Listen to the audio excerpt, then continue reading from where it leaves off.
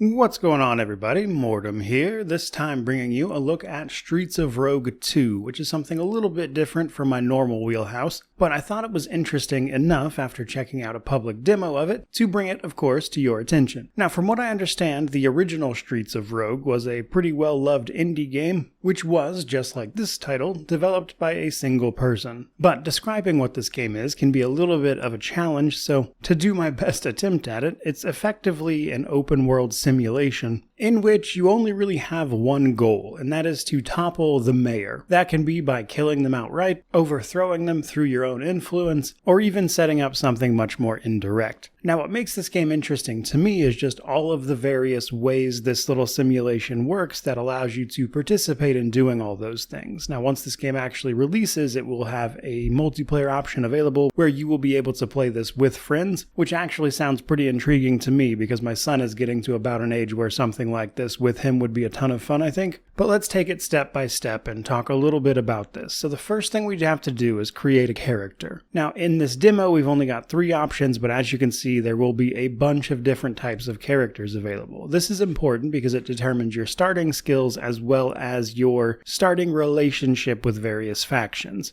Currently, in this demo, you have the option of chef, cop, or soldier. Now, what's really cool to me, actually, is that all of these have specific quest lines that will generate in the world for these classes or characters, if you will. And I'd be curious to see if the full version manages to do something like that in all of these generated world seeds for every single one of these. But in the full release, you'll apparently have the option to be things like an alien, a firefighter, a werewolf, a life-leeching parasite like an investment banker, or even a vampire. After you've got that sorted out, though, you can then make an actual world, which again just involves using a world seed. But you can go in and modify this a bunch, none of which is available in the demo, mind you, but you can kind of see from this list all of the things you'll be able to modify and adjust for these individually, which seems like a pretty good time. But once you actually get into the world is where things get interesting, of course. There does seem to be a bit of structure to the game with things like quests that will point you in the direction of the mayor, basically, but also kind of familiarize you with how individual systems work. So you'll start out doing just basic things like completing quests, interacting with individual citizens you might run into, which are typically of one sort of class or another, much in the way we chose a character as well. And this will show you how to get things from them by simply bribing them or threatening them, etc., which may or may not work out for you, before moving on to things like crafting and building. So you are going to be able to fully build stuff. You'll be able to claim plots of land and build your own little base where you can sleep and craft and eat or whatever before going out on your missions. Now, you can also, through doing these, get access to a vehicle, which allows you to move around the generated world much more quickly because it is actually quite large. Now, in my brief experience with this demo, I chose to bring the law to these mean streets by playing as a cop character, which naturally means everyone kept trying to resist arrest. But it also means that I got a bunch of side quests, so to speak, that revolved around tracking down and placing various citizens under arrest for one misdeed or another, but that all ultimately led to some sort of lunch-related theft with the police station, which all led back to the mayor, giving us yet another reason to overthrow them, which I thought was especially funny. But you may have noticed while we're doing all of this, all of the environments are basically destructible,